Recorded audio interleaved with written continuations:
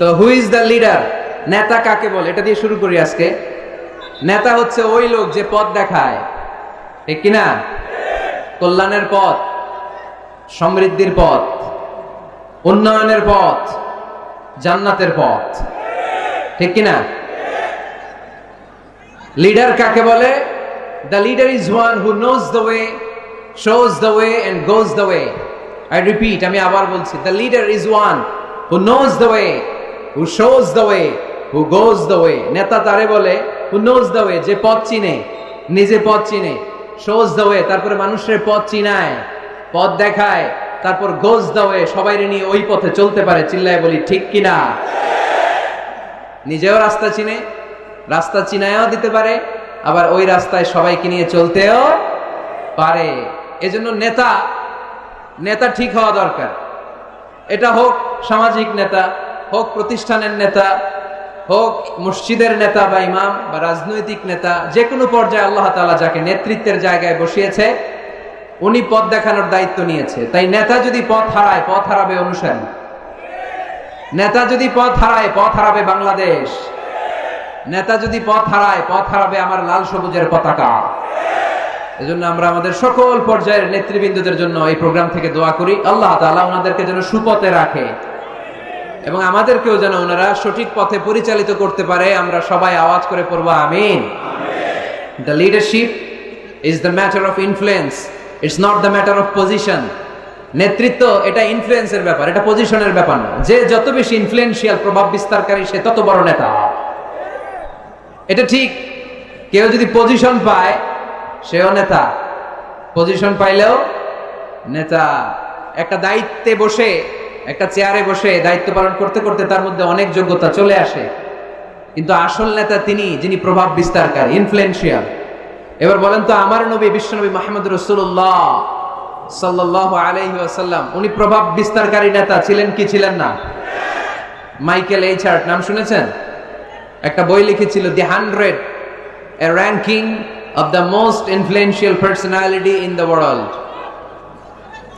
পৃথিবীর 100 জন মনীষীর জীবনী লিখে উনি বিখ্যাত হয়েছিলেন। 100 জন বিখ্যাত প্রভাব বিস্তারকারী নেতাদের মধ্য থেকে তিনি সর্বপ্রথম র্যাঙ্কিং এ যার নাম দিয়েছেন তিনি হচ্ছেন মুহাম্মদ সাল্লাল্লাহু আলাইহি ওয়াসাল্লাম। আপনাদের খুশি লাগে না? দ্য 100 বইয়ের নাম, a ranking of the most influential personality in the world. পৃথিবী কাঁপানো 100 জন মনীষীর জীবনী তিনি লিখেছেন। আর 100 জনের মধ্যে নাম্বার 1 কারে দিয়েছেন? আওয়াজ করে বলেন, নাম্বার 1 কে? তিনি প্রভাব বিস্তারকারী নেতা ছিলেন। এজন্য নেতা যদি পথ হারায় খবর আছে, ঠিক কিনা? আমরা নেতাদের জন্য দোয়া করি ওনারা যেন পথ না হারায়। এই নেতাদের ব্যাপারে একটা আয়াত তেলাওয়াত করে আমি আমার আলোচনা শুরু করেছি, যেখানে আল্লাহ তাআলা বলছেন, ইয়াউমা নাদউ কুল্লা উনাসিম বিইমামিহিম। কিয়ামতের দিনটা হবে এমন দিন যেদিন প্রত্যেক দলকে আমি নেতা সহকারে ডাক দিব। পৃথিবীর প্রতিটি মানুষ নেতাদেরকে নিয়ে দাঁড়াবে। নেতারা যদি গোল্লায় যায়, অনুসারীরাও গোল্লায় যাবে। নেতা যদি জাহান্নামে, অনুসারীও জাহান্নামে। নেতা যদি জান্নাতে যায়, অনুসারীরাও জান্নাতে। চিল্লায় বলেন ঠিক কিনা? এজন্য আল্লাহ বলেন, ইয়াউমা নাদউ কুল্লা উনাসিম বিইমামিহিম ফামান উতিয়া কিতাবাহু বিয়ামিনিহি ফাউলাইকা ইয়াকরাউনা কিতাবাহুম ওয়ালা ইউযলামুনা ফাতিলা। সুবহানাল্লাহ পড়েন। আল্লাহ বললেন, সেদিন দুনিয়ার সব মানুষগুলোকে আমি তাদের নেতা সহকারে ডাকবো, নেতা সহকারে দাঁড় করাবো। সেদিন যাদেরকে ডান হাতে আমলনামা দেয়া হবে তারা তাদের আমলনামা পড়তে থাকবে। আর সেদিনকার বিচারে কারো প্রতি বিন্দু পরিমাণে জুলুম করা হবে না। সুবহানাল্লাহ পড়েন। তাহলে আপনি কি একা একা দাঁড়াবেন? আপনার সাথে কে দাঁড়াবে?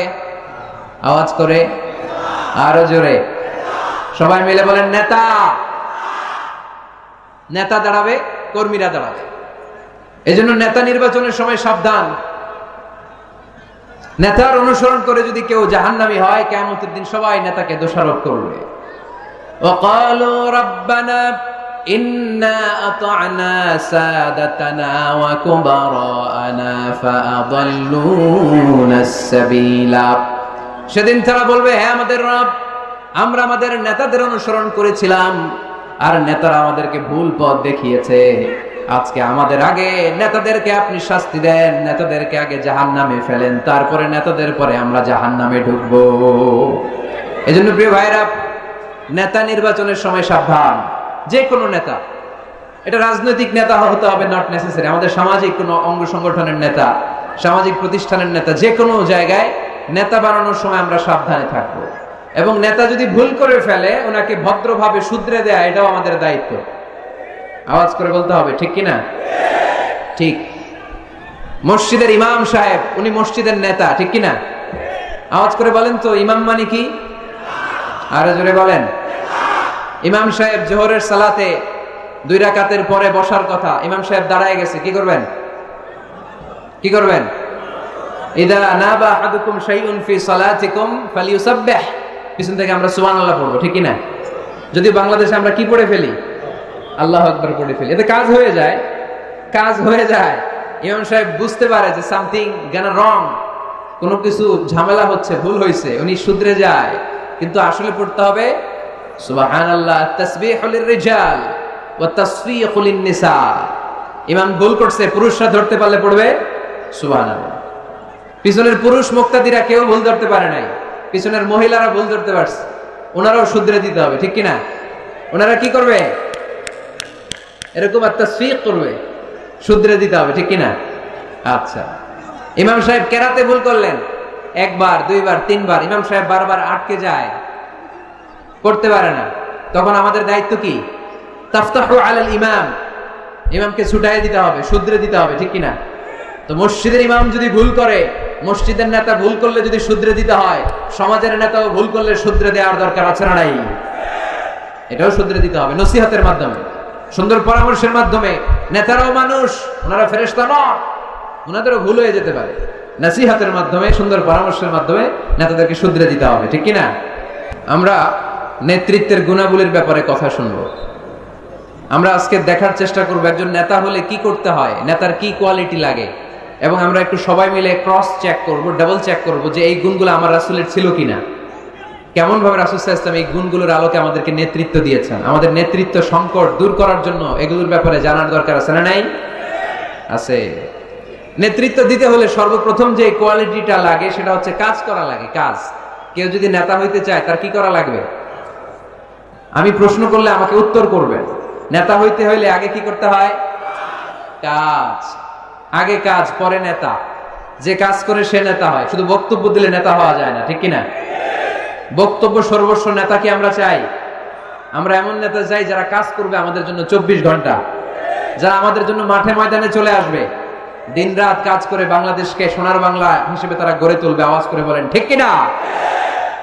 তাহলে নেতা হওয়ার জন্য প্রথম যে কোয়ালিটি, বৈশিষ্ট্যের দরকার সেটা হচ্ছে আগে কাজ, পরে নেতা। আমি প্রশ্ন করব, আপনারা আওয়াজ করে উত্তর দিন। আগে কি?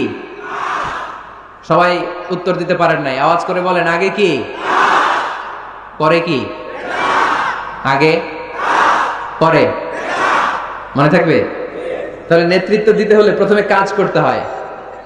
প্রথমে যে কোনো কাজ করো না ভাই, যে কোনো কাজ করো, তা যেন হয় সবার চেয়ে সবচেয়ে সুন্দর, ঠিক কি না? যে কোনো কাজ করো না ভাই, যে কোনো কাজ করো, তা যেন হয় সবার চেয়ে সবচেয়ে সুন্দর।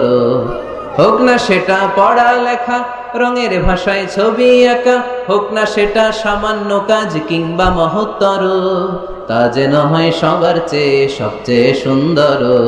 যে কোনো কাজ করো না ভাই, যে কোনো কাজ করো, তা যেন হয় সবার চেয়ে সবচেয়ে সুন্দর, ঠিক না? যেটাই করি আমরা ওটা যেন উইথ প্রফেশনালিজম, সর্বোচ্চ ইফোর্ট দিয়ে যেন আমরা করি। যে করতে পারবে সেই নেতা হবে, সেই নেতা। তাহলে আমরা বুঝলাম আগে কাজ, পরে to serve before to lead. I repeat, আমি আবারও বলছি, to serve before to lead. নেতৃত্ব দেওয়ার আগে আগে কাজ করতে হবে। আরবিতে বলে সাইয়্যিদুল কওমি খাদিমুহুম। জাতির নেতা তো সে হয় যে জাতির খেদমত করে। খেদমত না করে নেতা হওয়া যায়? কাজ না করে নেতা হওয়া যায়? যায় না। এজন্য আগে কাজ। বক্তব্য দিলে চলবে না, ওই নেতা আমরা মানি না। কাজ করে দেখেন আপনি আমাদেরকে। জনগণের জন্য কাজ করেন, দেশের জন্য কাজ করেন, মাটি ও মানুষের জন্য কাজ করেন। Then you are our leader. তখন আপনি আমাদের নেতা, আপনার স্থান আমাদের হৃদয়ে, ঠিক কিনা? এবার আসলে আমরা দেখি যে আল্লাহ রাসূল সাল্লাল্লাহু আলাইহি সাল্লাম উনি কাজ করতেন কিনা, উনি কাজ করতেন কিনা, নাকি উনি বসে থাকতেন আর বক্তব্য দিতেন? দেখার দরকার আছে না নাই? কারণ শুরুতেই আমরা বলেছি আমরা দেখব লিডারশিপের যে কোয়ালিটিগুলো, এগুলো আল্লাহর হাবিবের জীবনে পাওয়া যায় কিনা কোরআন সুন্নাহর আলোকে আমরা ক্রস চেক করব ইনশাআল্লাহ। পড়েন। আল্লাহর হাবিবের কাছে কোরআনের প্রথম 5 আয়াত নাজিল হলো। আল্লাহর হাবিবের বয়স তখন 40 বছর। ইকরা বিসমি রাব্বিকাল্লাযী খালাক, খালাকাল ইনসানা মিন আলাক, ইকরা ওয়া রাব্বুকাল আকরাম আল্লাযী আল্লামা বিল কলম, আল্লামাল ইনসানা মা লাম ইয়ালাম। এই 5টা আয়াত নাজিল হওয়ার পরে বিশ্বনবী ভয় পেয়ে গেলেন। বিশ্বনবীর গায়ে জ্বর চলে আসলো, অন্তর কাঁপতে লাগলো। ভয় পেয়ে বিশ্বনবী আম্মা জান খাদিজাতুল কুবরা তাহেরা রাদিয়াল্লাহু তাআলা আনহার কাছে আসলেন। এসে বললেন, খাদিজা জাম্মিলুনি জাম্মিলুনি, ও খাদিজা, এমন এমন ঘটনা 5টি আয়াত কোরআনের এই মাত্র আমার কাছে হেরা পর্বতে নাজিল হয়েছে, আমার মনে হয় আমি বাঁচবো না, আমারে তোমরা কম্বল চাপা দাও। কি চাপা দাও? কি চাপা দাও? কম্বল চাপা দাও। জাম্মিলুনি, আমার কম্বল দিয়ে চাপ দিয়ে ধরো, আমার শীত লাগে, আমার ভয় লাগে, মনে হয় আমি বাঁচবো না। আম্মা জান খাদিজা বললেন, আল্লাহি লা ইউখজিকাল্লাহু আবাদা, ও মুহাম্মদ আপনি ভয় পাবেন না, কখনোই আল্লাহ আপনারে অপদস্থ করবে না। কারণ ইন্নাকা লা তাসিলুর রাহিমা, ও মুহাম্মদ নিশ্চয় আপনি আত্মীয়তার সম্পর্ক বজায় রাখেন। ওয়া তাসদুকুল হাদিসা, সব সময় সত্য কথা বলেন। ওয়া তাহমিলুল কাল্লা, আপনি মানুষের বোঝা বইয়ে দেন। ওয়া তাকসিবুল মা'দুমা, যার টাকা পয়সা নাই তারে আপনি রোজগার করে দেন। ওয়া তাকরিউদ দাইফা, আপনি সব সময় মেহমানদারি করতে পছন্দ করেন। ওয়া তুঈনু আলা নাওয়াইবিল হক, সত্য যেখানে বিপন্ন সেখানে আপনি সত্যের বীর সৈনিক হয়ে দাঁড়িয়ে যান। কে বলতেছে? স্ত্রী। কে বলে? স্ত্রী। কার ব্যাপারে বলে? হাজবেন্ডের ব্যাপারে বলে। প্রিয় ভাইরা মনে রাখবেন, কারো ব্যাপারে সঠিক তথ্য যদি পেতে চান, বড় সাহেবের ব্যাপারে বড় সাহেবের ড্রাইভারের কাছ থেকে খোঁজ নিয়েন, বড় সাহেবের ঘরের কাজের বুয়ার কাছ থেকে একটু খোঁজ নিয়েন, বড় সাহেবের বাড়ির দারোয়ান থেকে একটু খোঁজ নিয়েন, আর বড় সাহেবের বউয়ের কাছ থেকেও খোঁজ নিয়েন। এই 4টা সোর্স থেকে যদি আপনি বড় সাহেবের ইনফরমেশন নেন, সব আসল ইনফরমেশন বেরিয়ে আসবে। চিল্লায় বলেন ঠিক কিনা? আল্লাহর হাবিব সাল্লাল্লাহু আলাইহি ওয়াসাল্লামের স্ত্রী আম্মা জান খাদিজাতুল কুবরা তাহেরা রাদিয়াল্লাহু তাআলা আনহা বললেন, আল্লাহি লা ইউখজিকাল্লাহু আবাদা, মুহাম্মদ আপনি ভয় পাবেন না, আপনি ভয় পাবেন না। আল্লাহর শপথ, আমার তো এই আত্মবিশ্বাস আছে আল্লাহ কখনো আপনারে অপদস্থ করবে না, কারণ আপনি আত্মীয়তার সম্পর্ক বজায় রাখেন, সব সময় সত্য কথা বলেন। আপনি সব সময় সত্য বলেন। মানুষ বোঝা টানতে পারে না, তাদের বোঝা আপনি টেনে মাথায় দিয়ে দেন। সুবহানাল্লাহ পড়বেন না? তাকসিবুল মা'দুম, যার উপার্জনের কিচ্ছু নাই, টাকা পয়সা নাই, তারে আপনি উপার্জন করে দেন। আপনি টাকা জমায়া মানুষের মধ্যে দান করেন। আগে আপনি ছাগল চড়াতেন, অল্প কিছু টাকা পয়সা পেতেন, এরপরে আমার ব্যবসায় স্টাফ হিসেবে আসলেন, আরো কিছু টাকা পয়সা পেলেন। এগুলো আমি দেখেছি আপনি দেদার্স মানুষের জন্য খরচ করে ফেলেন। যা টাকা পয়সা আছে এগুলো আপনি মেহমানদারিতে খরচ করেন। আর যেখানে সত্য বিপন্ন সেখানে আপনি লড়াকু সৈনিক হয়ে দাঁড়িয়ে যান। 6টা গুণের কথা বললেন। সুবহানাল্লাহ পড়েন। প্রিয় ভাইরা একটু চিন্তা করেন, তখনও উনি নবী হয় নাই, নবী যে হবেন এটা জানতেনই না। আল্লাহর ইলমে তিনি নবী, কিন্তু অফিশিয়ালি নবী হয়েছেন তিনি পৃথিবীতে 40 বছর বয়সে, ঠিক কিনা? তার মানে নবী হওয়ার আগেই, অফিশিয়ালি কোরআন আসার আগেই, অফিশিয়ালি নবুয়ত পাওয়ার আগেই আমার বিশ্বনবী জনকল্যাণমূলক কাজ শুরু করে দিয়েছিলেন। চিল্লায় বলতে হবে ঠিক কিনা? নেতা হন নাই, কিন্তু কাজ শুরু হয়ে গেছে। His mission is there, his vision is there, his work is there. নবী হন নাই, ওহী আসে নাই, কিন্তু কাজ বন্ধ ছিল। কথা কন, কাজ ঠিকই চলেছে। সেই ছোট্টবেলা থেকে তিনি দানবীর, ছোট্টবেলা থেকে মেহমান খাওয়াতে পছন্দ করেন, ছোট্টবেলা থেকে কখনো মিথ্যা বলেন না, ছোট্টবেলা থেকে আত্মীয়দের খোঁজ খবর নেন। সেই ছোটবেলা থেকে ইয়াং বয়স থেকেই সত্য যেখানে বিপন্ন সেখানে তিনি লড়াকু সৈনিক হয়ে দাঁড়িয়ে যান। তার মানে আগে নবী কাজ করছেন, পরে নেতৃত্ব আসছে। কথা বুঝি নাই? আগে কি? চিল্লায় বলতে হবে আগে কি? নেতা হতে যাদের শখ, আগে কাজ করো, আগে পরিশ্রম করো, আগে জনগণের সেবা করেন, জনকল্যাণমূলক কাজের সাথে নিজেকে সম্পৃক্ত করেন। নেতৃত্ব আপনার হাতে এমনিতেই ধরা দিবে। আগে কাজ, পরে ক্ষমতা, ঠিক কিনা? তাহলে লিডারশিপ কোয়ালিটির প্রথম যে কোয়ালিটিটা আজকের এই আলোচনা থেকে আমরা জানলাম যে নেতা হতে হলে you have to serve first, then you will be the leader. আগে আপনাকে সার্ভিস দিতে হবে, খেদমত করতে হবে। নেতৃত্বের লোভ নিয়ে বসে থাকা যাবে না, আগে কাজ। নেতা হই আর না হই, কাজ আমার চলবে। মাই মিশন ইজ দেয়ার। কোন অপশক্তি, কোনো কিছুই আমার কাজকে থামায় ফেলতে পারবে না। চিল্লায় বলেন ঠিক কিনা? আগে কাজ, পরে নেতা, ঠিক কিনা? প্রথম পয়েন্টটা বুঝতে পারছেন? নেতা হইতে হলে প্রথমে কি করতে হয়? আওয়াজ করে বলেন, আগে কি, পরে। মাশাআল্লাহ, এই তো বুঝতে পারছি। নেতা হওয়ার 2 নাম্বার কোয়ালিটি হচ্ছে you have to overcome the challenges and you have to face the trials. আপনাকে চ্যালেঞ্জ মোকাবেলা করার ক্ষমতা থাকতে হবে, বাধা বিপত্তি ডিঙিয়ে সামনে যাওয়ার ক্ষমতা থাকতে হবে, তাইলে আপনি নেতা। নেতা যদি দুর্বল চিত্তের হয়, এটা কি নেতা না খেতা?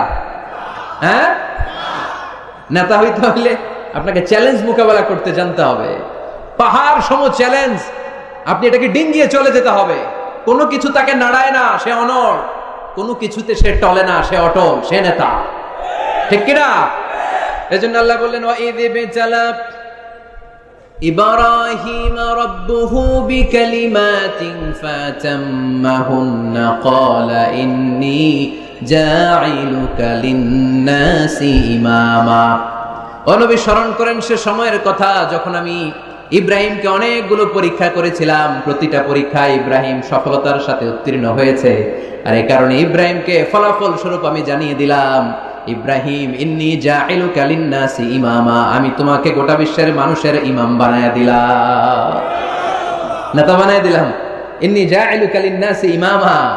When Allah test Ibrahim with some trials and he successfully overcome all the trials, and Allah said, Ibrahim, I'm gonna make you the leader. Ibrahim যতগুলো পরীক্ষা নিয়েছে সবগুলাই পাস। আগুনের পরীক্ষা পাস, নমরুদের পরীক্ষা পাস, কাবা ঘরের দায়িত্ব দেওয়া হয়েছে, এই পরীক্ষায় পাস। সন্তানকে মরুভূমিতে রেখে আসতে বলা হয়েছে, পাস। যতগুলো পরীক্ষা আমি নিলাম সবগুলাই তুমি পাস। তুমি বাধা বিপত্তি ডিঙিয়ে নিজেকে প্রমাণ করতে সক্ষম হয়েছ। আর ফলাফল স্বরূপ আমার ঘোষণা, ইন্নী জাঈলুকা লিন-নাসি ইমামা, আমি তোমার ইমাম বানায় দিলাম, নেতা বানায় দিলাম। তার মানে নেতা হতে হলে যত ওভারকাম আছে, স্ট্রাগল আছে, চ্যালেঞ্জ আছে, এগুলো ডিঙিয়ে সামনের দিকে আগাতে হয়। নেতা ভয় পাইলে চলে না। চিল্লা এখন ঠিক কিনা? বাধা আসবে, বিপত্তি আসবে, নেতা অটল অনড়, তাহলেই চিনি নেতা। বুঝতে পেরেছেন? এবার আমরা দেখি যে আল্লাহ রাসূল সাল্লাল্লাহু আলাইহি ওয়াসাল্লামের জীবনে বাধা বিপত্তি ছিল কিনা, চ্যালেঞ্জ তিনি ওভারকাম করেছিল কিনা। আপনাদের কি মনে হয়, আমার নবীর জীবনে কোনো বাধা বিপত্তি ছিল না? আওয়াজ শুনে তো মনে হয় ছিল না। হ্যাঁ, আবু জাহেল তো আল্লাহ রাসূলকে লাল গালিচার সংবর্ধনা দিছিল, তাই না? হ্যাঁ, গোলাপ ফুলের বিছানা বানায় রাখছিল, তাই না? পাহাড় সম চ্যালেঞ্জ ওভারকাম করে তিনি নিজের নেতৃত্বের প্রমাণ দিয়েছেন। নিজেকে প্রমাণ করে করে তিনি সামনের দিকে এগিয়েছেন, ঠিক কিনা? যেন তেন পরীক্ষা বিশ্বনবী দেন নাই।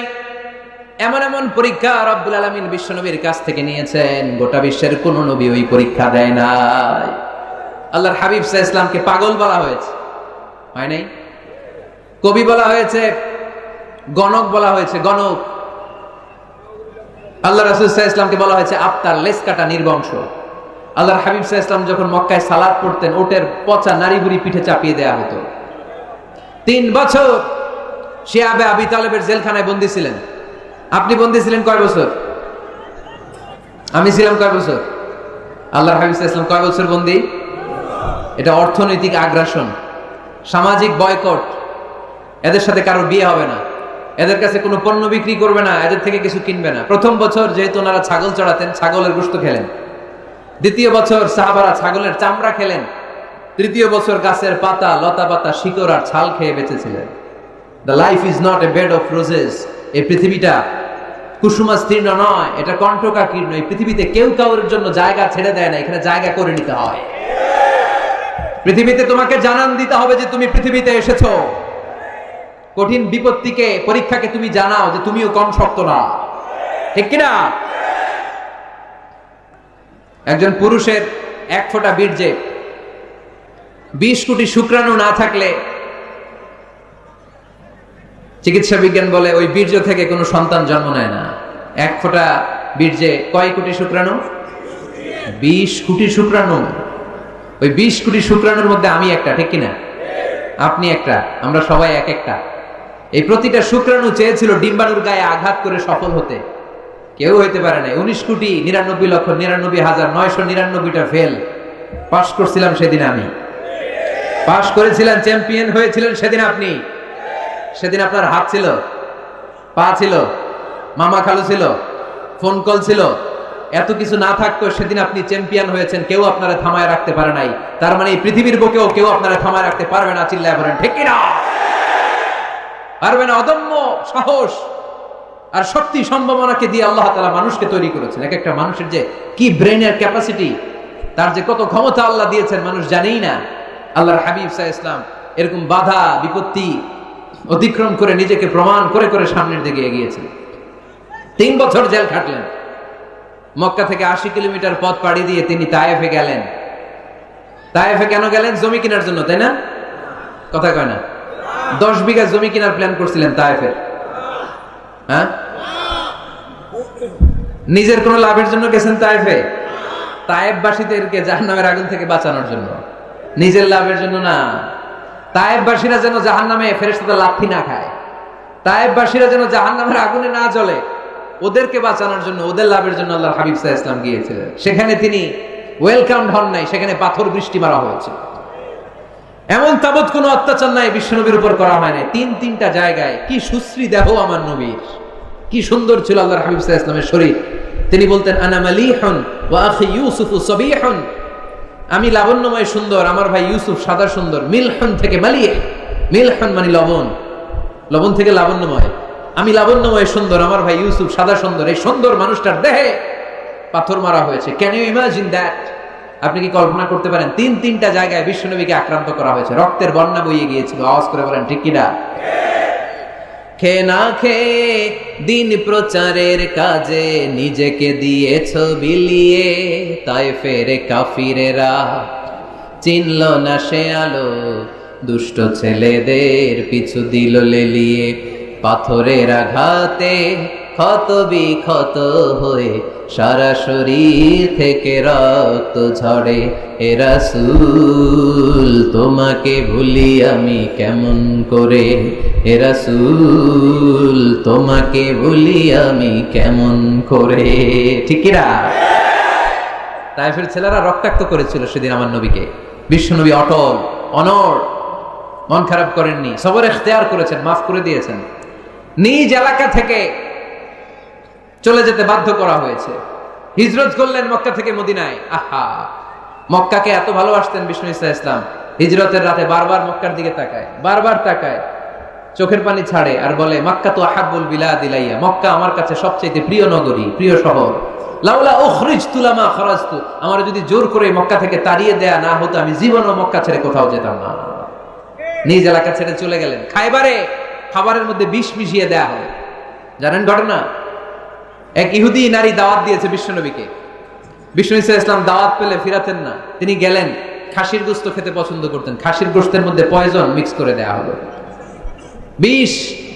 এই বিষের ব্যথায় তিনি আজীবন কষ্ট পেয়েছেন। এন্তেকালের আগে তিনি বলেছিলেন, ওই যে খায়বারের যুদ্ধে যে ব্যথাটা আমি পেয়েছি বিষের কারণে, ওই ব্যথা আজকে আমার আবার উঠেছে। এজন্য আমার নবীর মৃত্যুটা ছিল শাহাদাতের মৃত্যু। তাকে বিষ্ণু ইসা ইসলামকে বিষ খাইয়ে এই দুনিয়া থেকে বিদায় করানো হয়েছে। স্বাভাবিক মৃত্যু ছিল না বিশ্বনবীর, ওই বিষের ব্যথায় তিনি মৃত্যুর আগে কাতরাচ্ছিলেন। ব্ল্যাক ম্যাজিক করা হয়েছে, 6 মাস অসুস্থ। লাবিদ ইবনুল আসাম ইহুদিদের মিত্র বিশ্বনবীরে ব্ল্যাক ম্যাজিক করেছে। ব্ল্যাক ম্যাজিক চিনেন না? বান মারে না এলাকায়, নরসিংদীতে আছে। কি বলে এটাকে, কি কয়? হ্যাঁ, কি মারে? বান মারে, জাদুটোনা, এগুলো করেন আপনারা? এগুলো করেন না। আল্লাহর হাবিব সাল্লাল্লাহু আলাইহি ওয়াসাল্লামকে 6 মাস ব্ল্যাক ম্যাজিক করে রাখা হলো। তার মানে অত্যাচার, অনাচার, পরীক্ষার, বাধা বিপত্তির এমন কোনোটা নাই যেটা বিশ্বনবী অতিক্রম করে নাই। ঠিক কিনা? তার মানে যিনি নেতা হবেন তাকে পরীক্ষা দিয়ে নেতা হতে হবে, বাধা বিপত্তি এগিয়ে সামনে যেতে হবে, তা না হলে তিনি নেতা হতে পারবে। তার সবগুলা গুণ বিশ্বনবী সাল্লাল্লাহু আলাইহি ওয়াসাল্লামের মধ্যে ছিল। আলহামদুলিল্লাহ পড়েন। নেতা হওয়ার জন্য 3 নম্বর যে কোয়ালিটি লাগে সেটা হচ্ছে এলোকোয়েন্স, বাগ্মিতা।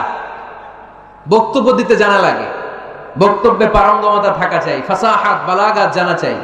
নেতা যদি ভাষণ দিতে না পারে, এটা কি নেতা? কথা কয় না, এটা নেতা? এজন্য নেতা হইতে হইলে কি করা লাগে? ভাষণ দিতে জানা লাগে।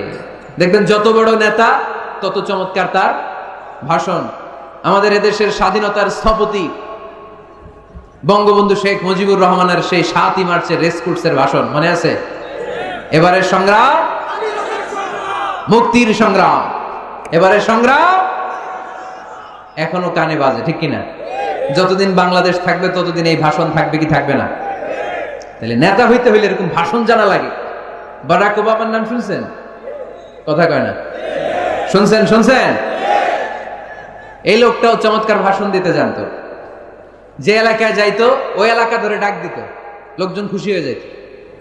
নির্বাচনে জিতে প্রথমে উনি গেল শিকাগো সিটিতে, আমেরিকা একটা শহর আছে শিকাগোতে, বিশাল বড় অ্যাসেম্বলি। উনি ভাষণ শুরু করলেন এভাবে, হ্যালো শিকাগো, মানে পুরো শিকাগো শহরটার একটা ডাক দিলেন। শিকাগোর লোক তো আনন্দে আটখান হয়ে কাই, খুশি। তার মানে নেতাকে ভাষণ দিতে জানতে হয়, কথা বলতে না জানলে নেতা হইতে পারে? কথা বলেন।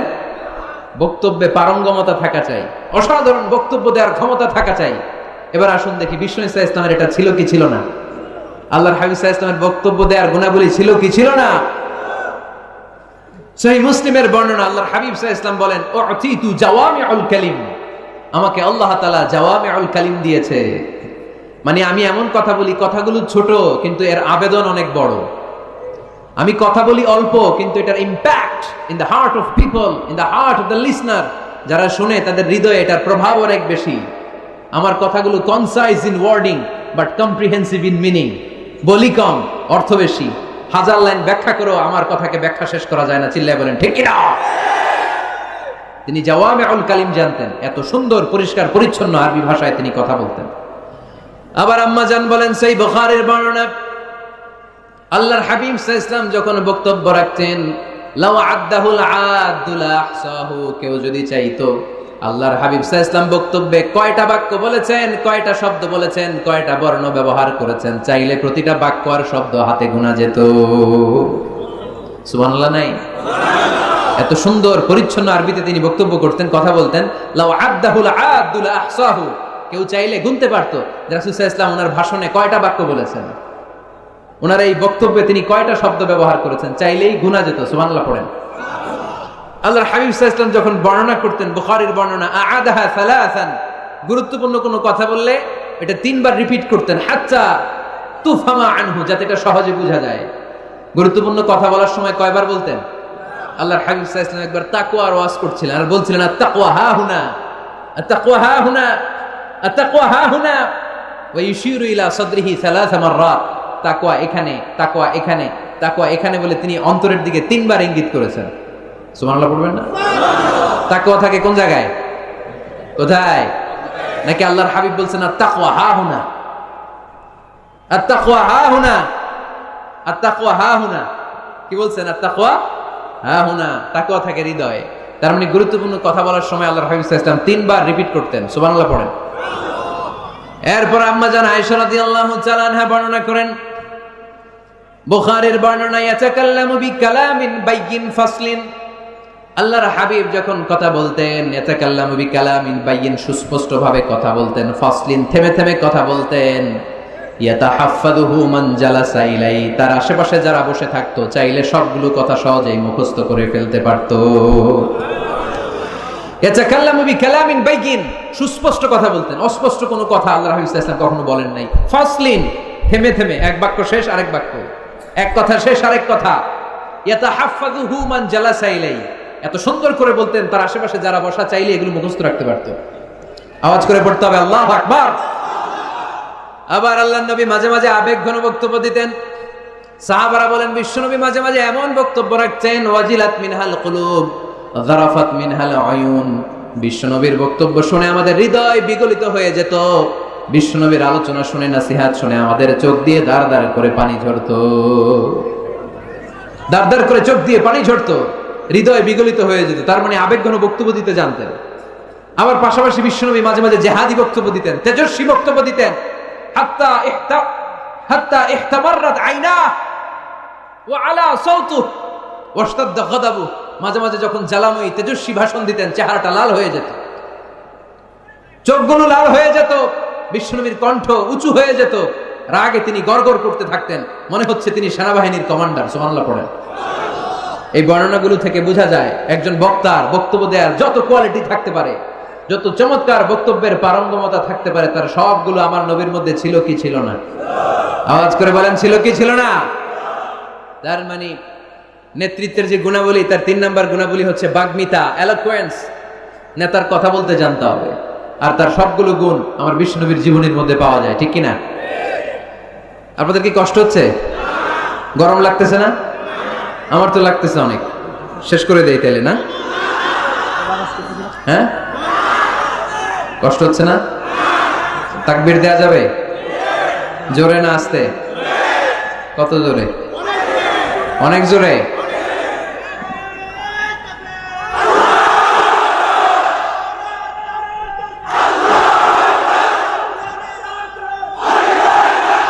পানি আছে?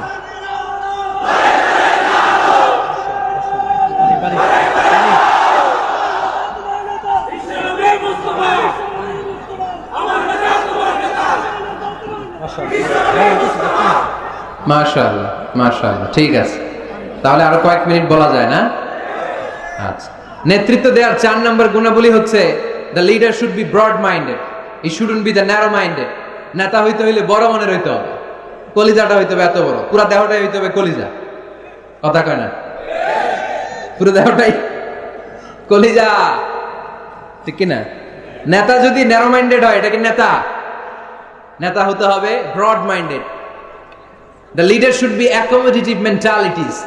নেতার অ্যাকোমোডেট করার মেন্টালিটি হতে হবে। উনি সবার, যেমন আমাদের বাংলাদেশের গণপ্রজাতন্ত্রী বাংলাদেশের প্রধানমন্ত্রী, মাননীয় প্রধানমন্ত্রী শেখ হাসিনা, উনি কি শুধু আওয়ামী লীগের নেতা? কথা কয় না। শুধু বিএনপির নেতা? শুধু জামাত ইসলামের নেতা? জাতীয় পার্টির নেতা? শুধু জাসদের নেতা? উনি কার নেতা? উনি এই বাংলাদেশের 17 কোটি মানুষের নেতা, ঠিক কিনা? আপনি নেতা হইলে আপনি সবার হবেন। আপনি এমপি, আপনার নির্বাচনী এলাকায় যারা আছে আপনি সবার এমপি। আপনি এলাকার পুরুষদের এমপি, এলাকার নারীদের এমপি, এলাকার হিজড়াগুলারও এমপি আপনি, চিল্লা এখন, ঠিক কিনা? আপনি সবার, আপনার হৃদয়টা হইতে হবে এরকম আকাশের মতো বিশাল, সাগরের মতো উদার। নেতা হইতে হইলে ব্রড মাইন্ডেড হইতে হয়, অ্যাকোমোডেটিভ হইতে হয়, তাই না?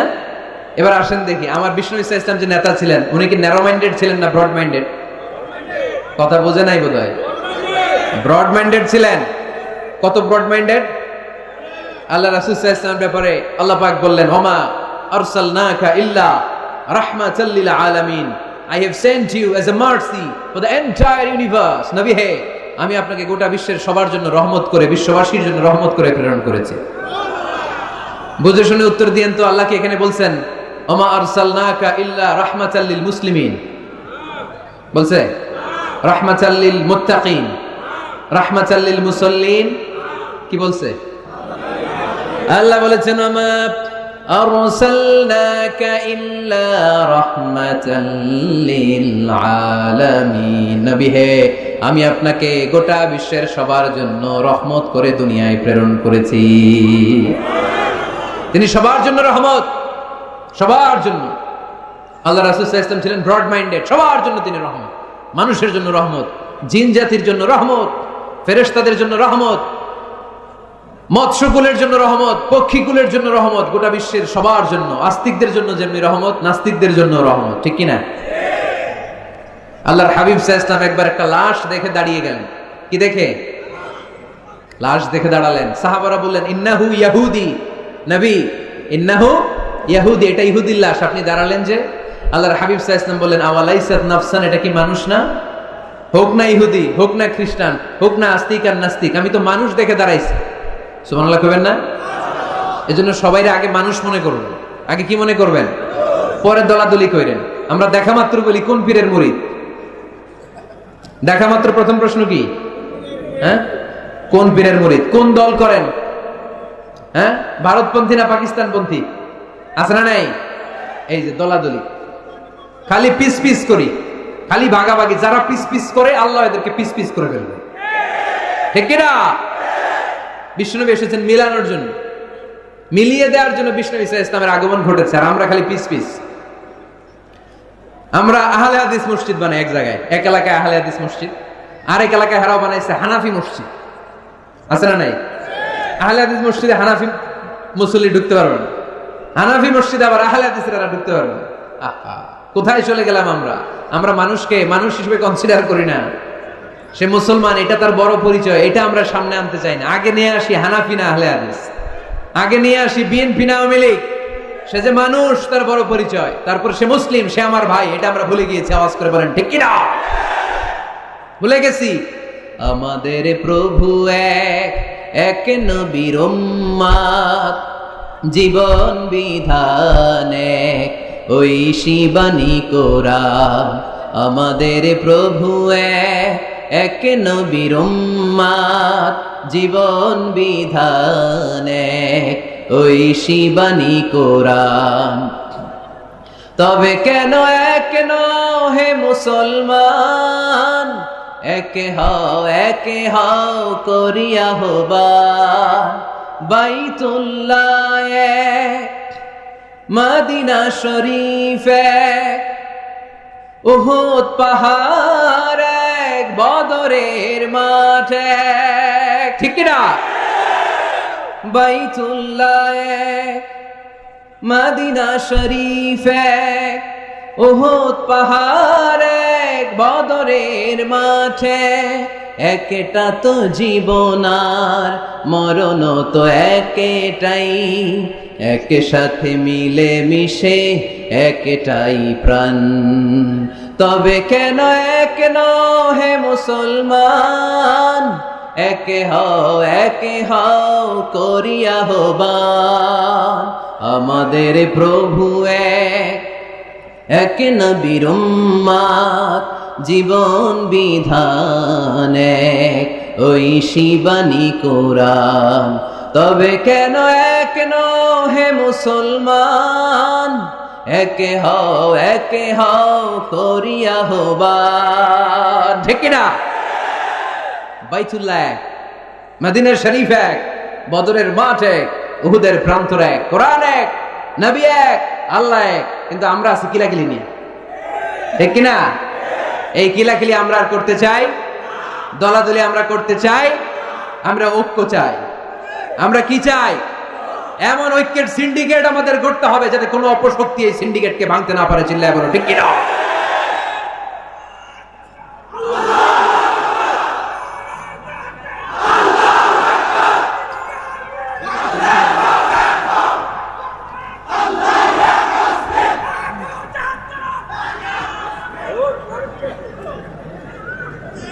আমরা সবাই এক। আওয়াজ করে বলতে হবে আমরা সবাই কি? আরো জোরে, আমরা সবাই কি? আল্লাহর হাবিব সাল্লাল্লাহু আলাইহি ওয়াসাল্লাম ইহুদির লাশ দেখে দাঁড়ায়। অন্যরা বললেন ইন্নাহু ইয়াহুদি, আপনি যে ইহুদির লাশ দেখে দাঁড়ান।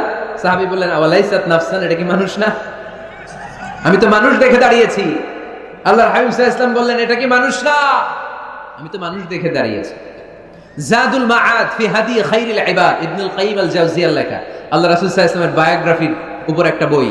এই বইতে এবং আসির আল হালাবিয়াতে একটা ঘটনা এসেছে যে আল্লাহর হাবিব সাল্লাল্লাহু আলাইহি ওয়াসাল্লামের সাথে দেখা করার জন্য নাজরান থেকে 60 জন খ্রিস্টান পাদ্রী এসেছিল। কয়জন? আওয়াজ করে বলেন। খ্রিস্টান পাদ্রী। এখন আসার পরে রাসূল সাল্লাল্লাহু আলাইহি ওয়াসাল্লাম ওনাদেরকে নিয়ে কই বসবেন, জায়গা নাই। এক সাহাবী বলে এক কাজ করি, যেহেতু দুপুরবেলা আসছে, পাহাড়ের ছায়া আছে, এই ছায়াতে নিয়ে বসি। আল্লাহর হাবিব বললেন না, এরা খ্রিস্টান মেহমান, আবার পাদ্রী, ওই ধর্মের আলেম, এদেরকে বুঝি পাহাড়ের মরুভূমিতে নিয়ে বসা যায়?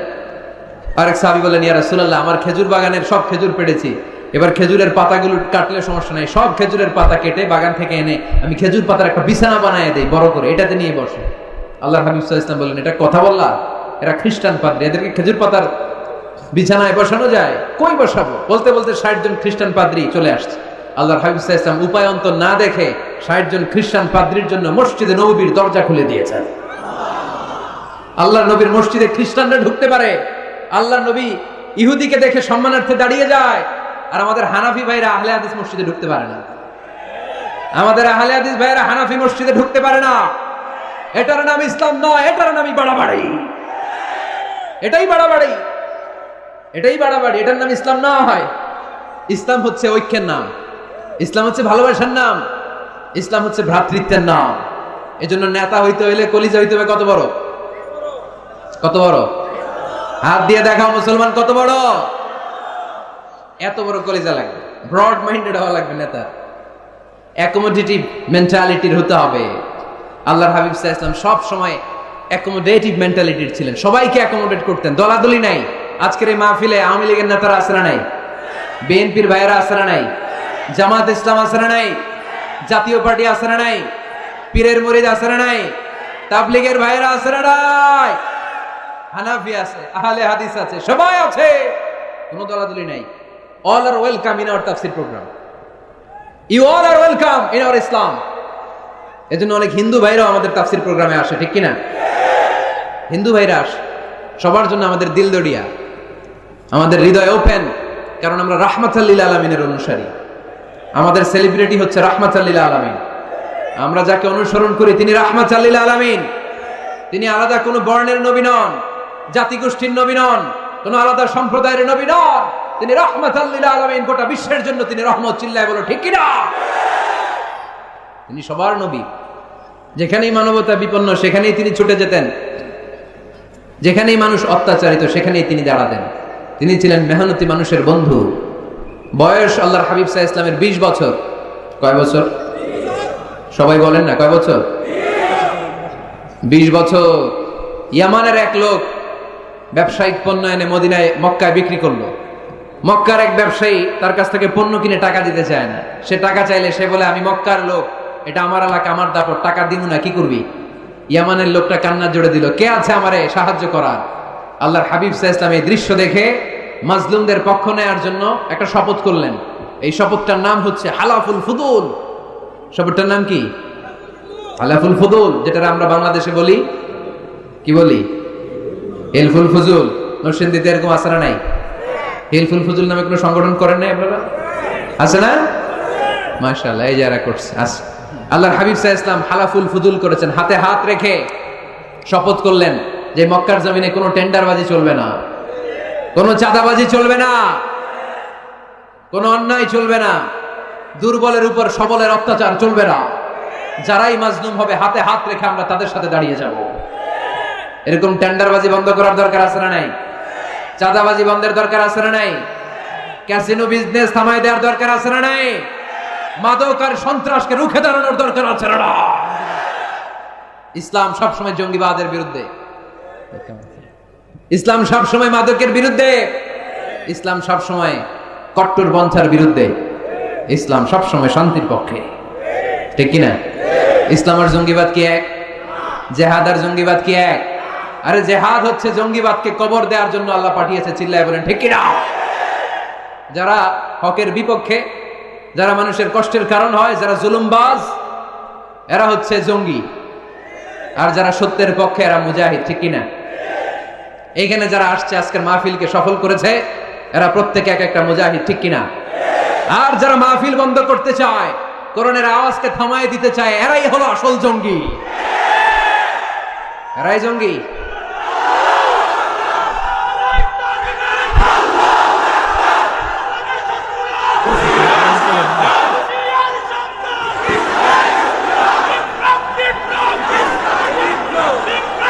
আল্লাহর হাবিব সাল্লাল্লাহু আলাইহি ওয়াসাল্লাম তিনি সব সময় সত্যের পক্ষে ছিলেন।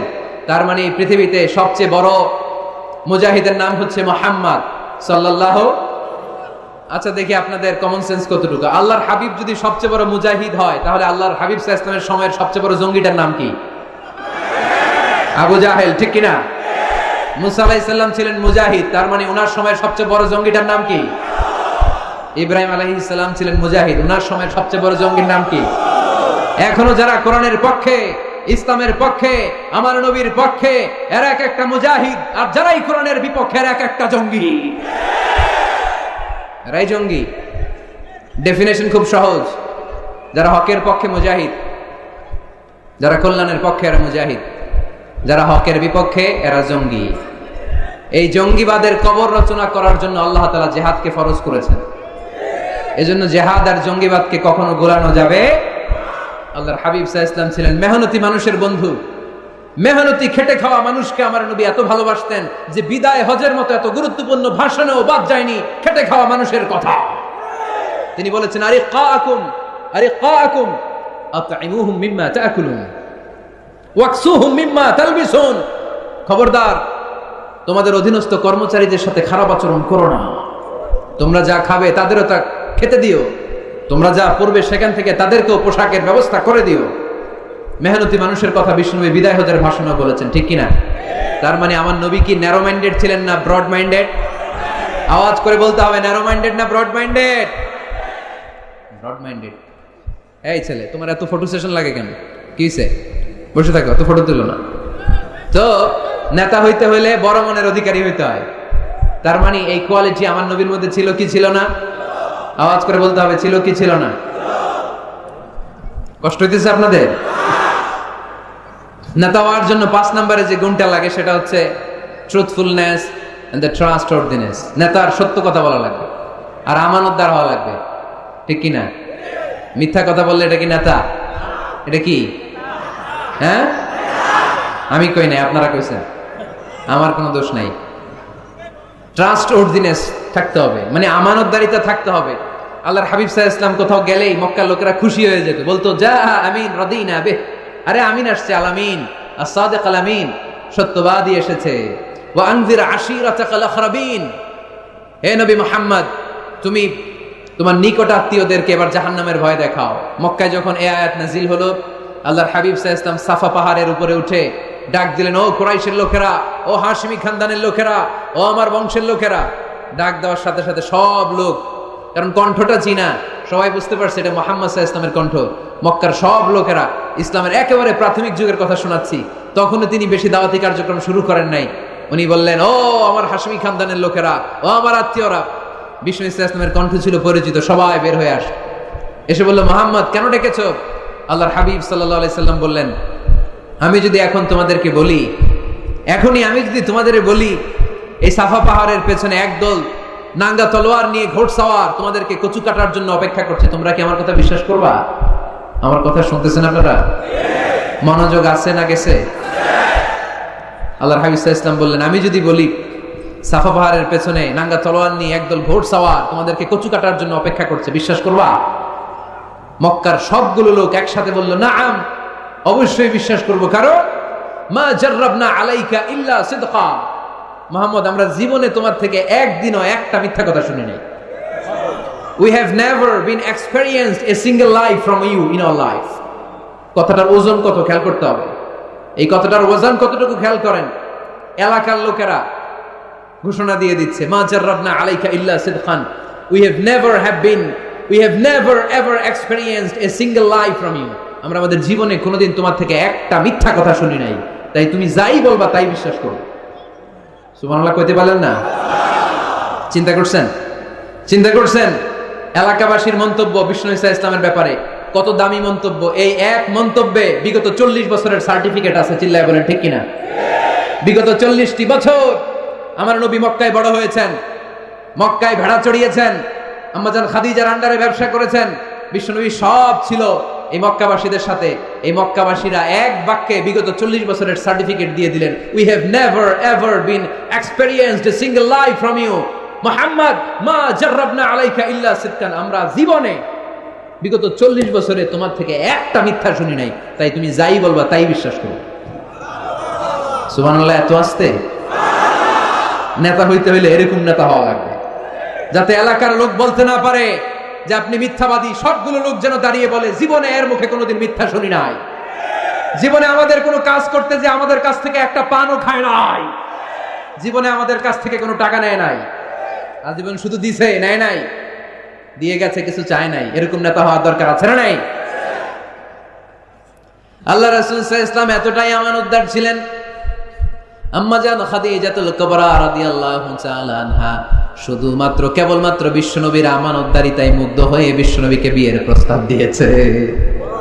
শুধু আমানতদারিতা দেখে তিনি বিয়ের প্রস্তাব দিয়েছিলেন। এতটাই আমানতদার ছিল বিষ্ণু ঈসা ইসলাম। কাফির মুশরিকরাও আমানতের প্যাকেট বিশ্বনবীর কাছে রেখে যেত। একজন এসে বলল, আমি তায়েফে যাব, এইখানে 5000 দিরহাম মুহাম্মদ তোমার কাছে আমানত রেখে গেলাম। দল করে আবু জাহেলের। দল করে কার? কথা বুঝে নাই বোধহয়। দল করে কার? আমানত রাখতে আসে কার কাছে? আল্লাহর হাবিব যদি বলতেন দল করে আবু জাহেলের, আমার কাছে আমানত কেন, আবু জাহেলের কাছে রাখো। ওরা কয় না, দল করি পেছে পয়রা, আমানত আপনার কাছে রাখতে হবে। কারণ এই টাকার প্যাকেট যদি আবু জাহিল্লার কাছে রাখি, কয়দিন পরে আইসা দেখবো টাকাও নাই, প্যাকেটও নাই। ঠিক কি না? কি বড় আমানতদার ছিলেন বিষ্ণু ইসলাম। আহা, আমানতের মাল দিয়ে বিষ্ণুনবীর ঘর বোঝাই করা ছিল। আল্লাহর হাবিব যে রাতে মক্কা থেকে মদিনায় হিজরত করতে যাবেন, ওই রাতে এই আমানতের সম্পদগুলো বুঝিয়ে দেওয়ার জন্য চাচাতো ভাই আলী রাদিয়াল্লাহু তাআলা আনহুকে ডেকে অ্যাপয়েন্টমেন্ট দিয়েছেন যে আলী, আমি তো চলে যাচ্ছি আমার জন্মভূমি মক্কা ছেড়ে মদিনায়, এই আমানতের সম্পদগুলো তোমার দায়িত্বে, তুমি বুঝাইয়ে দেবা। সাইয়েদনা আলী রাদিয়াল্লাহু তাআলা আনহু বলেন, একদিন নয়, 2 দিন নয়, এই আমানতের মালামালগুলো মক্কার লোকদের কাছে পৌঁছাতে আমার 3 দিন সময় লেগেছে। সুবহানাল্লাহ করতে পারলেন না? টানা 3 দিন সময় নিয়ে তিনি আমানতের সম্পদ বুঝিয়ে দিয়েছেন। এজন্য বিষ্ণু বলেছেন, ইদা দুকিয়াতিল আমানাতু ফান্তাযিরিস সাআ। সহিহ বুখারীর বর্ণনা, যখন আমানতের খেয়ানত হয়ে যাবে তখন কিয়ামত হয়ে যাবে। এখন আমানতের খেয়ানত আছে না নাই? সাহাবারা বললেন, ইয়া রাসূলুল্লাহ কাইফা ইদাআতুহা, কেমন করে আমানতের খেয়ানত হয়? বিশ্বনবী বললেন, ইদা উসিদাল আমরু ইলা গায়রি আহলিহি ফান্তাযিরিস সাআ। যে লোক যেই চেয়ারে বসার যোগ্য নয়, তারে যখন ওই চেয়ারে বসিয়ে দেয়া হবে তখন কিয়ামত হয়ে যাবে। যে যেটার যোগ্য না, আরে ওই দায়িত্ব দিলে, ওই জায়গায় বসাইলে ঝামেলা আছে না নাই? আমি কোরআনের আয়াত তেলাওয়াত করতে পারি না, আমি হাদিস জানি না, আমি ফিকহ শাস্ত্র জানি না, আমারে বানাইছেন প্রধান বক্তা, যদি এমন হয় তাহলে এটা আমানতের খেয়ানত না? একজনের যোগ্যতা নাই, আরে আপনি বড় দায়িত্ব দিয়ে দিয়েছেন, এটা আমানতের খেয়ানত কিনা? কথা বলেন। কেরাত পড়তে পারে না, শুদ্ধ কেরাত জানে না, বানাইছেন মসজিদের ইমাম, এটা আমানতের খেয়ানত হয়েছে না? যেই লোক যেই চেয়ারে বসার যোগ্য না, তারে যদি ওই চেয়ারে বসায় দেয়, আমানতের খেয়ানত হয়ে যাবে। আর যখনই আমানতের খেয়ানত শুরু হয়ে যাবে তখনই কিয়ামত হয়ে যাবে। চিল্লায় বলেন ঠিক কি না? তাহলে নেতা হইতে চাইলে সত্যবাদী হন, নেতা হইতে চাইলে আমানতদার হন, বিশ্বনবীর মতো। কার মতো? কার মতো? কথা বুঝতে পারছেন? আরো শুনবেন? হ্যাঁ, হুজুর শেষ করে দেই নাকি? কষ্ট পাচ্ছে। যেই পরিমাণে লোক, যেই পরিমাণে এইখানে 8টা প্রজেক্ট করে ওইখানে লক্ষ লক্ষ লোক, আপনারা সেফলি এক্সিট করতেও 1 ঘন্টা লাগবে।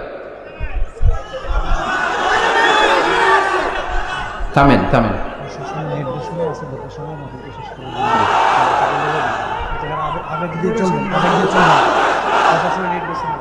জি,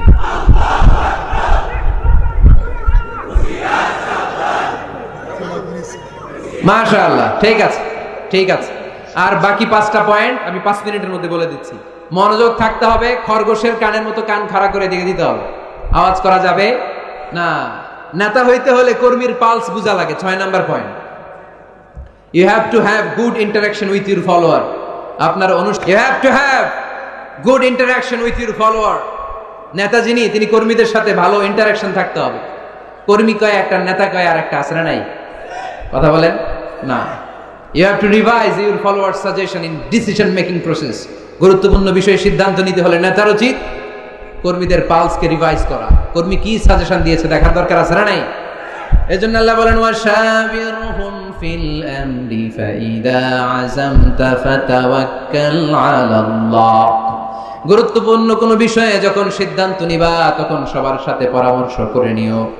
যখন সিদ্ধান্ত নিয়ে ফেলবা তখন তাওয়াক্কুল করবা কার উপর? বদরের ময়দানে আল্লাহর হাবিব সাল্লাল্লাহু আলাইহি ওয়াসাল্লাম বললেন, এখানে তাবু গাড়ো। কোন জায়গায়? এখানে। হাব্বাব ইবনে মুনজির রাদিয়াল্লাহু তাআলা আনহু বললেন, ইয়া রাসূলুল্লাহ আমানজিলান আনজালাহুল্লাহ লাইসা লানা আন নাতাকাদ্দামাহু আও নাতাআখারা। ইয়া রাসূলুল্লাহ, আপনি যে তাবু গাড়তে বললেন, এটা কি আল্লাহর পক্ষ থেকে নির্দেশ না আপনার নিজের ইচ্ছা মতো?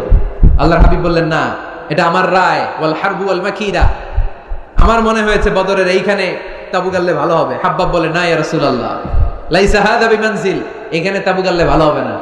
আল্লাহ রাসূল বললেন, তাহলে কোথায় তাবু গাড়লে ভালো হবে? হাব্বাব ইবনুল মুনজির বললেন, ইয়া রাসূলুল্লাহ, ওই জায়গায়, ওইখানে তাবু গাড়েন, ওইখানে কুয়া আছে, তাহলে বদরের কুয়ার পানি আমরা খাবো। আর ওইখানে 2 দিকে উপত্যকা আছে, বৃষ্টি হইলে উপত্যকার পানি আমরা হাউস বানাইয়া পানি জমায় রাখবো, আমরা পানি খেয়ে যুদ্ধ করবো, আর কাফেরগুলো পানি না খেয়ে মরবে। সুবহানাল্লাহ কইতে পারলেন না? বিষ্ণু বললেন, আরে তাই তো, তাই তো, হাব্বাব যা বলেছে এটাই তো ঠিক, ওইখানে তাবু গাড়তে হবে, এইখানে নয়। আওয়াজ করে কোন আল্লাহু আকবার। কি লিডার ছিলেন, কি নেতা ছিলেন! মুহূর্তের মধ্যে নিজের সিদ্ধান্ত বাদ দিয়ে কর্মীর সিদ্ধান্তে সিদ্ধান্ত নিয়েছেন। সুবহানাল্লাহ পড়েন। খন্দকের পরীক্ষা করণের সময় সেই রোম থেকে ছুটে আসা সালমান আল ফারিসি, ইরান থেকে ছুটে আসা সালমান আল ফারিসি পরীক্ষা খননের কথা বললেন। সালমান আল ফারিসির আগে মদিনার কোন লোক এই পরীক্ষা খননের কথা কেউ জানতো না, কেউ জানতো না, কেউ না। পরীক্ষা কেমন? এত ফিট বা এত ফিট মাটি গর্ত করে ফেলতে হবে মদিনার চারদিকে। আল্লাহর হাবিব বললেন, এতে কি লাভ? সালমান আল ফারিসি বললেন, ইয়া রাসূলুল্লাহ, আমরা চারদিকে যদি এত ফিট বা এত ফিট গর্ত করে রাখি তাহলে কাফেররা আসতে পারবে না, ওই জায়গায় দাঁড়ায় থাকবে। আসতে চাইলে আগে পরীক্ষায় নামতে হবে, এরপরে আসবে। আর পরীক্ষায় নামলেই আমরা তীর মেরে ওদেরকে কাবু করে ফেলবো। সুবহানাল্লাহ পড়েন। আল্লাহ রাসূল সাল্লাল্লাহু আলাইহি ওয়াসাল্লাম বললেন, সালমানু মিন্না, সালমানু মিন্না মিন আহলি বাইত, সালমান আমাদের অন্তর্ভুক্ত। শাবাশ সালমান, শাবাশ সালমান, ব্রেভো সালমান। আওয়াজ করে পড়েন আল্লাহু আকবার। মুহূর্তের মধ্যে নিজের সিদ্ধান্ত বিশ্বনবী সাল্লাল্লাহু আলাইহি ওয়াসাল্লাম বাদ দিয়ে সাইয়েদনা সালমান রাদিয়াল্লাহু তাআলা আনহু যে সিদ্ধান্ত দিয়েছেন, যেই পরামর্শ দিয়েছেন, ওই পরামর্শ নিয়েছেন। তার মানে নেতা যদি হতে হয়, a true leader, a charismatic leader যদি আপনি হতে চান, আপনার কর্মীদের পরামর্শের গুরুত্ব আপনার কাছে থাকার দরকার আছে না নাই? নেতা হওয়ার 7 নাম্বার গুণ হচ্ছে আপনাকে কনফ্লিক্ট রিজলভিং অ্যাবিলিটি থাকতে হবে, বিরোধ নিষ্পত্তি করার মতো ক্ষমতা থাকতে হবে, আপনার কূটনৈতিক চাল চালার মতো ক্ষমতা থাকার দরকার আছে না নাই? আল্লাহর হাবিব সাল্লাল্লাহু আলাইহি ওয়াসাল্লামকে কূটনৈতিক জ্ঞান দিয়ে আল্লাহ তাআলা এমন প্রজ্ঞাবান করেছেন, গোটা বিশ্বের সব কূটনীতি এক পাল্লায়। আমার বিশ্বনবীর কূটনীতি যদি আরেক পাল্লায় রাখা হয়, বিশ্বনবীর কূটনীতি আর প্রজ্ঞার ওজন ভারী হয়ে যাবে। He was a very good mediator. আল্লাহ রাসূল সাল্লাল্লাহু আলাইহি ওয়াসাল্লাম খুব ভালো মধ্যস্থতা করতে পারতেন। সুবহানাল্লাহ কইবেন না? মিলায়ে দিতে পারতেন। কি করতে পারতেন? কাবা ঘরের 4টা কর্নার, একটা কর্নারের মধ্যে হাজারে আসওয়াদের পাথর রাখা হয়, এটাকে বলা হয় আর রুকনুল হাজারিল আসওয়াদ। এই হাজারে আসওয়াদের পাথরটা এটা জান্নাতি পাথর। কিয়ামতের দিন আল্লাহ এই পাথরে 2টা চোখ দিবে, একটা জিহ্বা দিবে। এই পাথর কথা বলবে। এই পাথর বলবে, আল্লাহ, এই লোকটা আমার গায়ে চুমু দিয়েছিল, তারে তুমি জান্নাতে ঢুকায় দাও। এই হাজারে আসওয়াদের পাথরটা কাবা নির্মাণের সময় কে পাথরটাকে তুলে কাবা ঘরের ভিতরে রাখবে, এই নিয়ে মক্কার নেতাদের মধ্যে কিলাকিলি। নেতাদের মধ্যে কি কিলাকিলি? কারণ এটা অনেক সম্মানের ব্যাপার। সব নেতারা ঘোষণা দিল, কাউকে আমরা এই সম্মান দিতে চাই না, কাউকে। হিন্দু মেয়ে মুসলমান হবে অনেক আগে থেকেই। আপনার হাতে না, আপনার হাতে।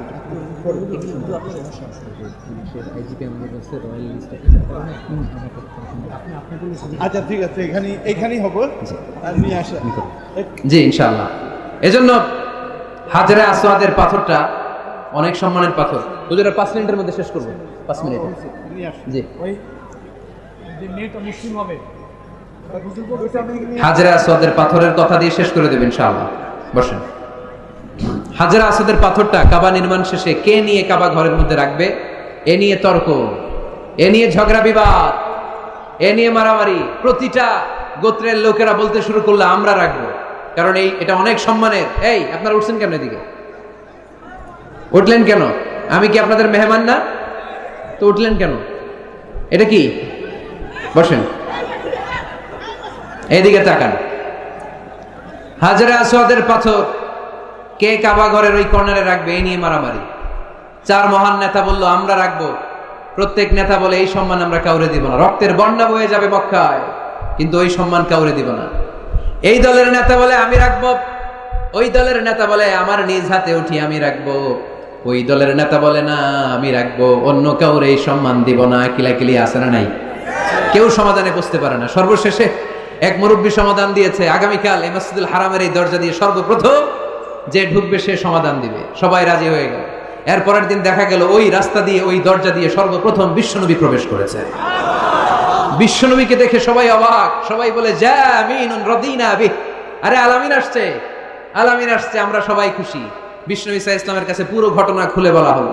বিশ্বনবী সাল্লাল্লাহু আলাইহি ওয়াসাল্লাম দেখেন কিভাবে কূটনৈতিক ওনার জ্ঞান, কনফ্লিক্ট রিজলভিং অ্যাবিলিটি, বিরোধ নিষ্পত্তি কিভাবে তিনি করতেন, কিভাবে তিনি হি ওয়াজ এ ভেরি গুড মিডিয়েটর, মধ্যস্থতাকারী কেমন ভাবে তিনি করতেন। তিনি বললেন, এটা তো কোনো ব্যাপারই না, হালুম্মা ইলাইয়া সাওবান, একটা কাপড় নিয়ে আসো। কি নিয়ে আসো? কাপড় নিয়ে আসো। কাপড় নিয়ে আসা হলো। আল্লাহর হাবিব সাল্লাল্লাহু আলাইহি ওয়াসাল্লাম বললেন, 4 নেতা কাপড়ের 4 কর্নারে ধরো। 4 নেতা এবার কাপড়ের 4 কর্নারে ধরলো। বিশ্বনবী সাল্লাল্লাহু আলাইহি ওয়াসাল্লাম নিজ হাতে হাজরে আসওয়াদের পাথরটা তুলে কাপড়ের মধ্যে রাখলেন। পড়েন সুবহানাল্লাহ। এবার আল্লাহর হাবিব বললেন, আমি আগে আগে যাই, আমার পিছনে পিছনে চলো। আল্লাহর হাবিবকে ফলো করে 4 মহান নেতা কাপড়ের কর্নার ধরে ধরে হাজরে আসওয়াদ পাথরটাকে বহন করে কাবা পর্যন্ত নিয়ে গেলেন। কাবার ওই কর্নারে যখন পাথর নিয়ে দাঁড়ানো হলো, আল্লাহর হাবিব ওই কাপড়ের মাঝখান থেকে নিজ হাতে হাজরে আসওয়াদের পাথরটা ধরে রুকনে হাজারুল আসওয়াদের মধ্যে রেখে দিলে। এতক্ষণ কাউরে ধরতে দিবে না। এতক্ষণ নেতাদের ঘোষণা ছিল কি, কাউরে ধরতে দেব না। এখন কেউ ধরতে পারে নাই। আসল সম্মান বিশ্বনবীর দিকে গিয়েছে। চিল্লায় বলেন ঠিক কিনা? এভাবে তিনি কনফ্লিক্ট রিজলভ করতেন। সহিহ বুখারীতে একটা কিতাব আছে, কিতাবুস সুলহ, সন্ধির অধ্যায়। বাবু কওলিল ইমাম লি আসহাবিহি ইযহাবু বিনা নুসলিহ বাইনাহুম। আল্লাহর হাবিব সাল্লাল্লাহু আলাইহি ওয়াসাল্লামের একটা বিখ্যাত ডায়ালগ ছিল। কোথাও মারামারি দেখলেই আল্লাহর হাবিব সাল্লাল্লাহু আলাইহি ওয়াসাল্লাম বলতেন, আরে আমারে নিয়ে চল, আমি মিলায়ে দেব। সুবহানাল্লাহ করবেন না? আমরা কি মিলায়ে দেই না লাগায়ে দেই? হ্যাঁ? আচ্ছা, নরসিংদীর কোথাও যদি আগুন ধরে যায়, আপনারা কি দিয়ে আগুন নেবেন? আওয়াজ করে বলতে হবে, কি দিয়ে নেবেন? পানি দিয়ে নেবেন। কিন্তু অনেকে ওই জায়গায় পানির বদলে তেল ডালে। কি ডালে? তেল ডালে। আল্লাহর হাবিব সাল্লাল্লাহু আলাইহি ওয়াসাল্লাম বললেন, আলা উখবিরুকুম বিআফদালি দারাজাতিন মিনাস সিয়ামি ওয়াস সাদাকাতি ওয়ান নুসুক। নামাজ, রোজা, হজ, যাকাতের চেয়ে বড় একটা সওয়াবের কাজ আছে, ওটা কি আমি তোমাদেরকে বলবো না? সাহাবারা বললেন, অবশ্যই বলবেন। ওই সওয়াবের কাজটা কি গো নবী? আল্লাহর হাবিব সাল্লাল্লাহু আলাইহি ওয়াসাল্লাম বললেন, ইসলাহু যাতিল বাইন। দুইজনের মধ্যে ঝগড়া আছে, তুমি ঝগড়া না লাগিয়ে দিয়ে ওই দুইজনকে মিলিয়ে দিবা। সুবহানাল্লাহ পড়তে পারলেন না? মিলিয়ে দিতে রাজি আছেন তো? আল্লাহর হাবিব সাল্লাল্লাহু আলাইহি ওয়াসাল্লাম মদিনাতে যাওয়ার আগে আউস আর খাজরাজ গোত্রের মধ্যে 120 বছরের ঝগড়া। কয় বছরের? আওয়াজ করে বলেন, কয় বছরের? কেউই থামাইতে পারে না। থামাবে কেমনে? দাদা মরার আগে ছেলেরা ওসিয়ত করছে, বাবা ওসিয়ত করে গেলাম, আমার রক্তের প্রতিশোধ নিব। বাবা মরার আগে বলে যায়, আমারে কোপাইছিল, তোরাও কোপাবি। খালি কোপাকুপি চলবে। এই যুদ্ধ কেউ থামাতে পারে না। আল্লাহর হাবিব সাল্লাল্লাহু আলাইহি ওয়াসাল্লাম মদিনাতে এসে 1 সপ্তাহের ব্যবধানে 120 বছরের যুদ্ধ থামায় দিলেন। আওয়াজ করে পড়েন আল্লাহু আকবার। এজন্য নেতা হতে হলে you have to be very good mediator. মধ্যস্থতাকারী হতে হবে। এজন্য কিয়ামতের দিন নেতাও দাঁড়াবে, কর্মীও দাঁড়াবে। এজন্য নেতা নির্ধারণের সময় আমাদের সচেতন থাকার দরকার আছে না নাই? এই যে লিডারশিপ কোয়ালিটির কথা আমরা শুনলাম, নেতৃত্বের যে গুণাবলী, এগুলো অর্জন করার দরকার আছে না নাই? এগুলো দেখে দেখে আমরা নেতা নির্বাচন করব। এই নেতৃত্বের গুণাবলীগুলো, লিডারশিপ কোয়ালিটিস গুলো আমরা আমলে নিয়ে এই নেতৃত্ব শূন্যতার এই সময়ে, মুসলিম বিশ্বের এই সময়ে আমরা যেন আবার আগের সেই নেতৃত্ব ফিরে পেতে পারি। বিশ্বনবী সাল্লাল্লাহু আলাইহি ওয়াসাল্লাম নেতা হওয়ার জন্য যে কোয়ালিটি বেঁধে দিয়েছেন, ওই কোয়ালিটিগুলো দেখে দেখে নেতা নির্বাচন করে আমরা যেন এই সংকট থেকে উত্তরণ পেতে পারি। আল্লাহ আমাদের সবাইকে কথাগুলো বুঝে আরো আমল করার তৌফিক দান করুক। আমরা পড়ি আমিন।